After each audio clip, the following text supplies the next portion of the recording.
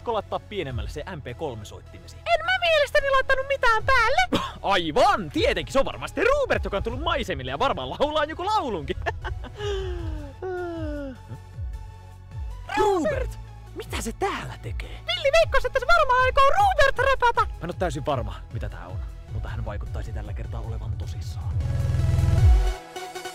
Poljettuna maahan, nämä vuodet on enää se ei käy.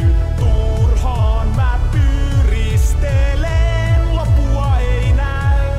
Vai näkyykö sittenkin taitaa näkyy, tätä jävä aista enää ei pääty. Kumattele ennen tippaakaan, mä nousen tästä ja näytän teille. Aikaani koittanut on, meikä on vapaa. Nimi on Ruben. Talistuen psykoisän määräksi, vaan karkaan täältä iäksi hyvästi.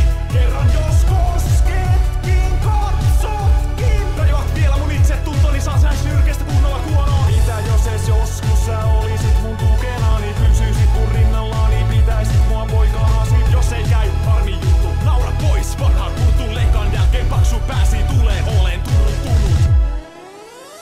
Aina jäänyt on varjoon, erän päästä pajan ja vaaralliseen. Taakaksein sain veljeni vastenmieliseen. Et huo määrää, joku pysä häärää, luuda varras ei nähdä tätä jävää. Sen kopeita kaksi, toinen kun natsi, verbaalisesti on voitettu matsi. Sun viiliräppisikin oli yks farssi. Farssista puheen ollen olet yksin, mulle en sun tyrkätyksi. Lapsuudestaan tähän päivään olen tullut nolatuksi. Onks sulla turva kiinni, heliumpallo, me jatkan vielä sallinneenko?